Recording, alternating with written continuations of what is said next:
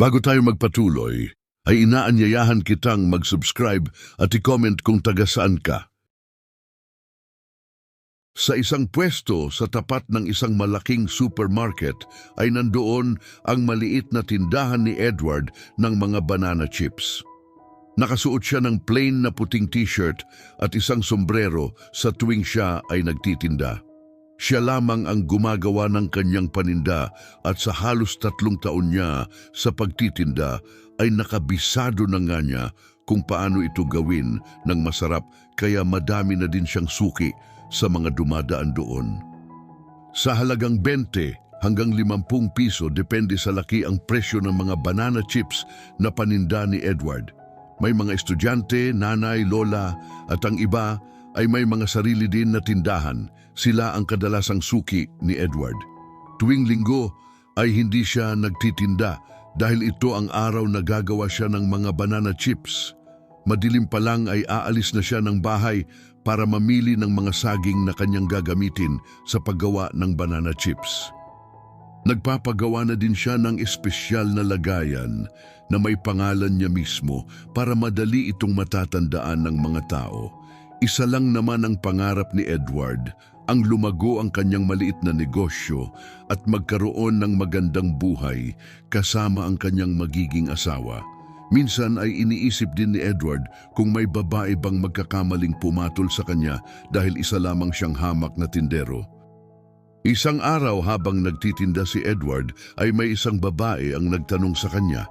Maganda ang babaeng iyon at nakasuot ng isang blouse na puti at hawak na envelope. Ay kuya, pwede ba akong magtanong? Saan ba dito ang Western Bank? May interview kasi ako doon. Wika ng magandang babae kay Edward. Ay yung Western Bank ba ang hinahanap mo? Nandun pa yun sa pangalawang kanto mula dito. Sagot ni Edward sabay turo sa direksyon na kinaroroonan ng bangko. Tinanggal din niya ang suot niyang sombrero at nakangiti pa sa magandang babae, ngunit seryoso ang mukha ng babae at hindi sumagot ng ngiti sa kanya. Naisip na lang ni Edward na nagmamadali na ito sa kanyang job interview.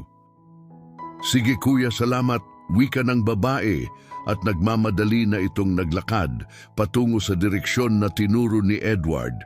Hindi na iyon pinansin ni Edward at nagpatuloy na lang sa pagtitinda niya ng banana chips. Nasanay na siya sa mga nagtatanong sa kanya dahil na din sa dami ng mga taong dumadaan sa harap ng kanyang tindahan. Pagkatapos niyang magtinda ng araw na iyon ay umuwi siya ng bahay at inilagay ang kanyang benta sa isang maliit na kahon. Dito niya nilalagay ang araw-araw niyang benta at iniipon ito. Kahit kasi kumikita na sa pagtitinda ng banana chips ay nag-iisip pa rin si Edward kung paano pa madaragdagan ang kanyang kita araw-araw. Naging business-minded na nga siya mula nang mamuhay ng mag-isa. Wala na siyang pamilya at nag-iisang anak lang siya kaya pinalalakas niya ang loob niya para harapin na mag-isa ang buhay. Wala siyang pwedeng lapitan sa panahon ng kagipitan kaya natuto siyang ipunin ang bawat sentimo na kanyang kinikita. Isang araw, habang nag-aayos ng mga paninda sa harap ng kanyang tindahan, ay muling nakita ni Edward ang magandang babae na nagtanong sa kanya noong nakaraang araw at hindi sinasadyang nabangga niya ito. Nakasuot na ito ng uniform ng isang bangko at sa palagay ni Edward ay natanggap siya doon. Ay sorry po ma'am, hindi ko po sinasadyang mabangga kayo. Di ba kayo po yung babaeng may job interview sa Western Bank noong isang araw? Ako nga po pala si Edward, isang tindero po dito sa palengke. Wika ni Edward sa babae na nagmamadali na naman sa paglalakad. Oo, ako nga iyon. Natanggap na ako doon sa bangko. Sige, alis na ako kasi nagmamadali na ako at baka malate pa ako. Wika ng babae at nagmadali na itong naglakad palayo doon. Hindi na din niya nagawang ibigay pa kay Edward ang pangalan nito dahil sa pagmamadali. Napangiti naman si Edward nang malaman na natanggap pala ito sa bangko dahil ibig sabihin yon ay araw-araw na niya itong makikitang dadaan sa kanyang tindahan. Ikinabukasan ay sinadya ni Edward na abangan ng babaeng yon para tanungin na ang pangalan nito. "Hi miss, nagmamadali ka ba? Pasensya ka na kasi hindi mo nasabi sa akin ang pangalan mo. Ako nga pala ulit si Edward." Wika ni Edward sa babae na nahihiya pa. "Ikaw na naman? Margaret? Margaret ang pangalan ko. Ano, pwede na ba akong magpatuloy sa paglalakad ko?" Wika ng babaeng nagpakilalang si Margaret. Napangiti naman si Edward nang malaman ang pangalan nito at hindi na pinansin pa ang pagtataray ng magandang babae. Para kay Edward ay isang tagumpay na para sa kanya ang mapansin at malaman ang pangalan ng babaeng iyon. Naisip din niya na mataray ito dahil hindi pa sila gaanong magkakilala ni Margaret at marahil ay nagmamadali na naman siya sa pagpasok sa trabaho. Nang sumunod na araw ay muling nag-abang si Edward kay Margaret at sa pagkakataong iyon ay hawak naman niya ang isang plastic ng banana chips na paninda niya. Malayo pa lang ay nakangiti na si Edward kay Margaret na napansin niyang nagmamadali na naman sa paglalakad. "Miss, mukhang nagmamadali ka na naman sa paglalakad. Ito nga pala ang banana chips na paninda ko. Ako mismo ang gumagawa niyan. Masarap yan, tikman mo, kainin mo mamaya sa trabaho." Wika ni Edward kay Margaret at ibinigay dito ang isang plastic ng banana chips.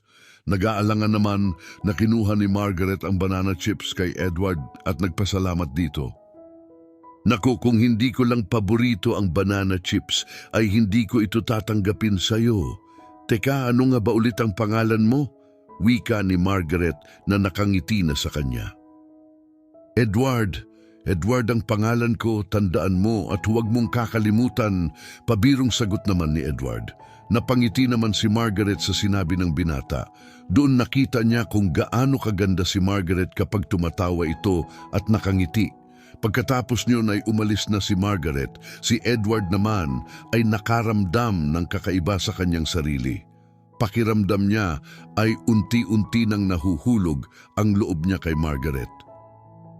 "Grabe ang ganda ni Margaret, para akong nasa ulap tuwing nakikita ko siya," wika ni Edward habang nakangiti at tinatanaw pa rin si Margaret sa malayo. Pagdating naman ni Margaret sa bangko ay inilagay naman niya ang banana chips na iyon sa kanyang lamesa. Lihim naman siyang napangiti habang tinitignan iyon. Sadyang paborito niya ang banana chips at sa palagay niya ay nahuli ni Edward ang gusto niya sa isang lalaki. Simpleng babae lang si Margaret at hindi basta-basta nakikipagkaibigan, lalo na sa mga lalaki.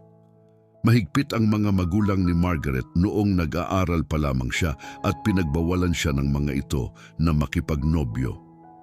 Ang mga magulang ni Margaret ay kapwa mga profesional na doktor, kaya ang gusto nila para sa mga anak nila ay may mga sinasabi din sa lipunan. Pagkatapos naman kumain ng lunch ni Margaret, ay kinuha niya ang banana chips mula kay Edward. Nasarapan siya dito at binigyan pa niya si Carla na kasama niya sa trabaho. "Saan mo ito binili, Margaret? At napakasarap naman nitong banana chips na ito," wika ni Carla. "Galing yan dun sa nagbebenta dyan sa palengke, binigay niya sa akin," wika naman ni Margaret at natawa si Carla nang marinig na bigay lamang iyon sa kanya ng isang tindero. "Huwag mong sabihin sa akin, Margaret, na manliligaw mo yon, kaya kanya binibigyan," natatawang wika ni Carla kay Margaret pero itinanggi na iyon ng dalaga. Kinabukasan ay naghanda si Edward ng isang espesyal na banana chips na may ibang flavor para kay Margaret. Nilagyan niya ito ng gatas na lalong nagpatamis at nagpasarap dito. Nang makita niya si Margaret na parating na ay kinuha niya na ang plastic ng banana chips at humarap pa sa isang maliit na salamin at inaayos ang buhok gamit ang kanyang mga kamay. Pinunasan niya din ang mukha niya na may pawis gamit ang isang tuwalya. "Magandang umaga, Margaret. Para sa iyo nga pala itong espesyal na banana chips na ginawa ko. Sadyang para sa iyo lang yan. Sana magustuhan mo," wika ni Edward habang nakangiting ibinigay kay Margaret ang banana chips. "Naku Edward, nagbigay ka na naman ng banana chips. Baka naman malugi ka na niyan nang dahil sa akin. Baka naman pagalitan ka na ng amo mo niyan at bawasan pa ang sweldo mo. Sagot ni Margaret na nakangiti na din sa binata. Ayos lang yan, Margaret, ang mahalaga ay matikman mo ang ginawa ko. Saka ako naman ang may-ari nitong tindahan kaya walang magagalit sa akin. Sagot naman ni Edward. Talaga? Ikaw ang may-ari ng tindahan na ito at ikaw ang gumagawa ng mga paninda mo? Wika ni Margaret at namamangha sa nalaman niya. O ako ang gumagawa ng paninda ko. Natutunan ko yan sa dati kong trabaho. Umalis ako doon at nagsimulang gumawa at magtinda ng sarili kong banana chips. Ang sipag mo naman pala, Edward. Sigurado akong proud na proud sa'yo ang mga magulang mo dahil napakasipag mo. Wika naman ni Margaret. Naku, wala na akong mga magulang. Nag-iisa na lang ako, kaya kailangan kong magsipag para mabuhay, sagot ni Edward. Nalungkot naman sa narinig si Margaret at humingi ng sorry sa kanya. Nagpaalam na din siya kay Edward at nagpasalamat sa binigay nitong banana chips na may flavor. Napansin naman ng mga katrabaho ni Margaret na palagi siyang may dalang banana chips sa bangko. Ano yan, Margaret? Banana chips na naman na galing doon sa tindero sa palengke, wikang natatawa ni Carla. Wala naman masama sa pagiging tindero sa palengke. Masipag naman si Edward. Pagtatanggol ni Margaret sa binata. Pag-uwi ng bahay ay ipinatikim ni Margaret sa kanyang ina ang dala niyang banana chips. Aba, masarap nga, Margaret. Saan mo naman ito nabili? Wika ng ina ni Margaret na si Dr. Lucy. Binigay po ng isang tindero doon sa palengke malapit po sa trabaho ko, saka siya din po ang gumagawa niyan. Nagsalubong naman ang kilay ng matandang doktora nang marinig niya iyon sa kanyang anak. Ano, binigay lang sa iyo ito ng isang tindero sa palengke? Baka naman nanliligaw sa iyo ang lalaking iyan, Margaret. Hindi ka namin pinag-aral sa isang mamahaling eskwelahan para maging nobyo lang ng isang tindero sa palengke, wika ng doktora sa anak. Pero itinanggi naman agad ito ni Margaret. Mami, hindi naman po siya nanliligaw sa akin. Sa kanya po kasi ako nagtanong dati kung saan papunta sa bangko nung nag-apply ako doon, sagot ni Margaret sa ina. Alam ni Margaret na hindi iyon magugustuhan ng kanyang magulang kapag nalaman na may kaibigan siyang isang tindero sa palengke, ngunit hindi na niya kaya pang iwasan si Edward dahil unti-unti na din siyang nahuhulog sa binata. Magandang umaga, Margaret. Pwede ba kitang hintayin mamaya paglabas mo sa trabaho? Yayain sana kita mamasyal sa parke. Wika ni Edward sa dalaga ng muli itong dumaan sa kanyang tindahan. Sige, Edward, hintayin mo lang ako sa labas ng bangko mamaya, masayang wika ni Margaret. Maaga naman na nagsarado ng tindahan si Edward para makapaghanda siya sa paglabas nila ni Margaret. Pagdating nga ng hapon ay nag-abang na si Edward sa labas ng bangko. Malayo pa lang ay nakita na niyang palabas na si Margaret kasabay ang ilan sa mga katrabaho nito. Margaret, iyan ba ang tagapalengke na nanliligaw sa'yo? Aba, mukhang may lakad yata kayong dalawa at sinundo ka pa talaga dito. Wikang pang-aasar ni Carla, pero ngumiti na lamang sa kanya si Margaret kesa patulan pa ito. Nagtinginan naman sa kanilang dalawa ang iba pang katrabaho ni Margaret habang sila ay naglalakad at patungo na ng parke para mamasyal. Masaya ang pakiramdam ni Edward habang kasama si Margaret. Nakita niya kung gaano kasimple ito nang pumayag itong kumain lang sa isang tindahan ng fishball. Hindi ko alam, Margaret, na kumakain pala ng fishball ang mga kagayang mong may mataas na pinag-aralan at isang empleyado ng bangko, wika ni Edward sa dalaga. Siyempre naman, Edward, tao pa rin naman ako at parehas lang tayo ng kinakain, saka hindi naman ako maarte sa pagkain, sagot ni Margaret.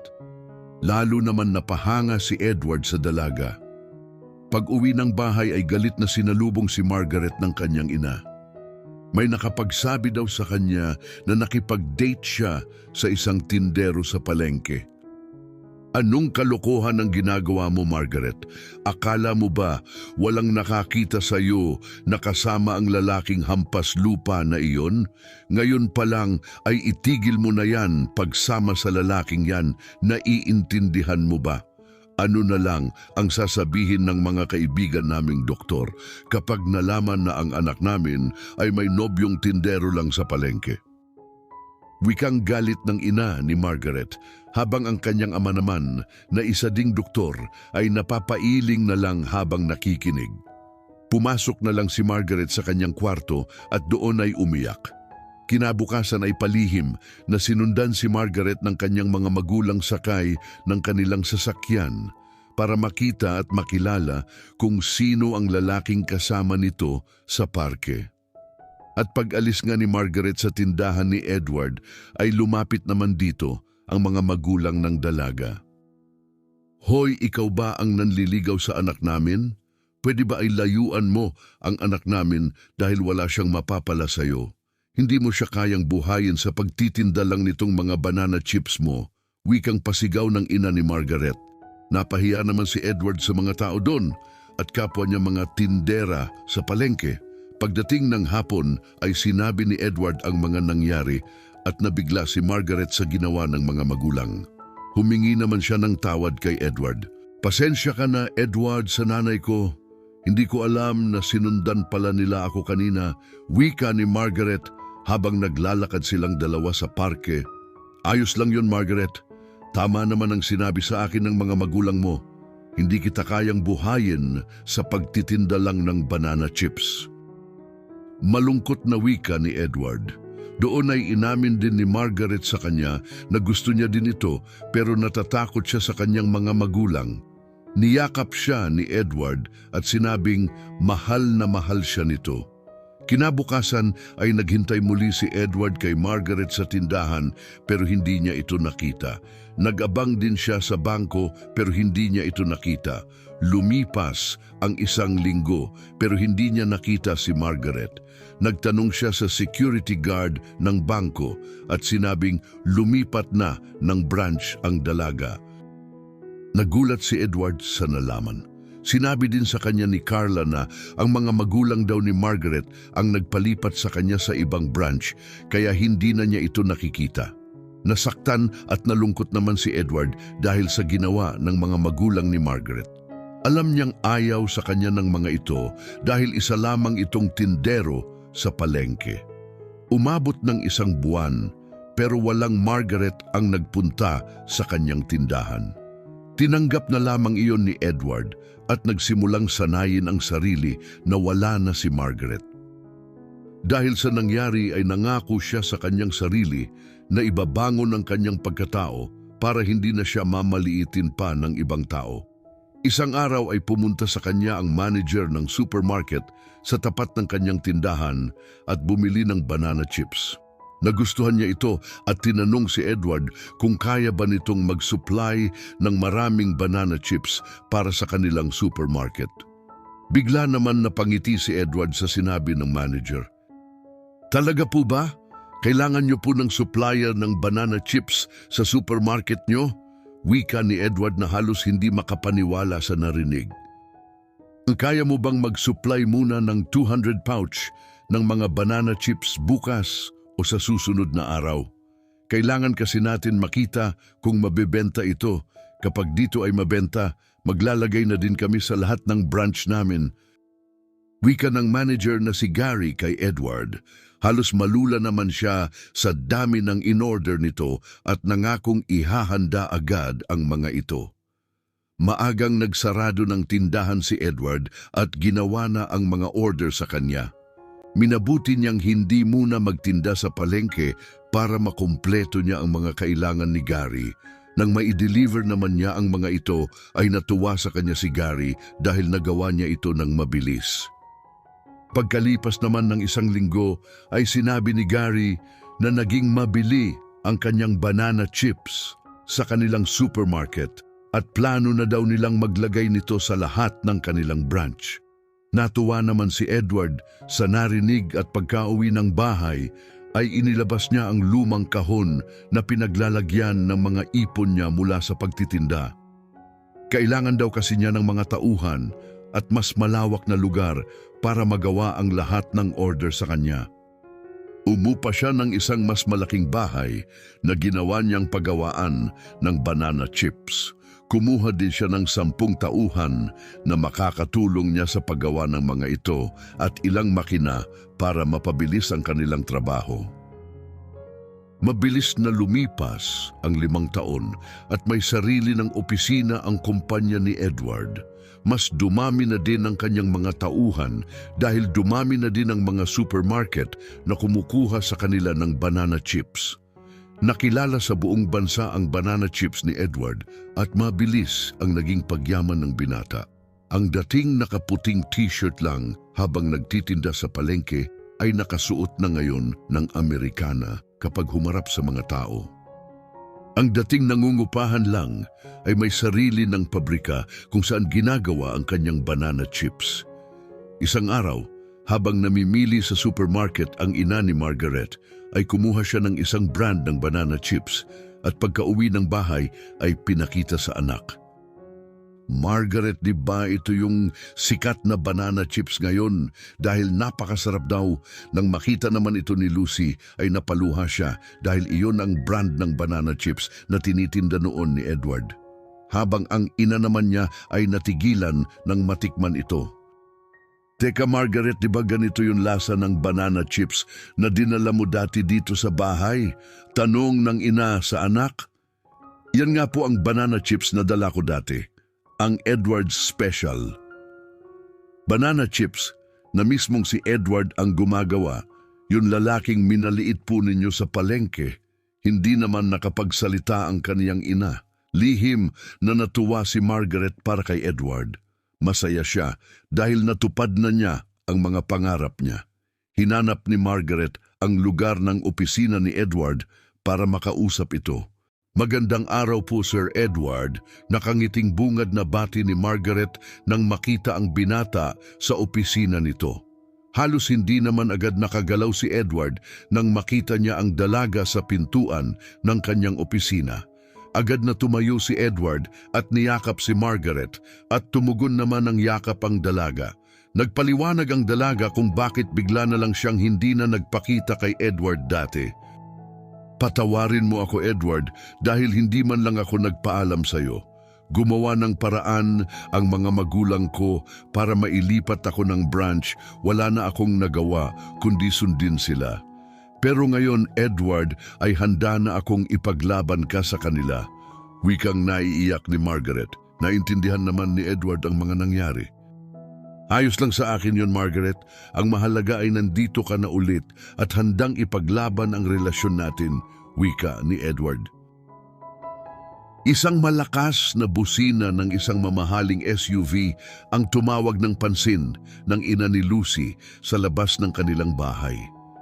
Hindi niya alam kung sino ang mga sakay niyon pero nagulat siya nang bumaba doon ang pamilyar na mukha sa kanya. Hindi siya pwedeng magkamali.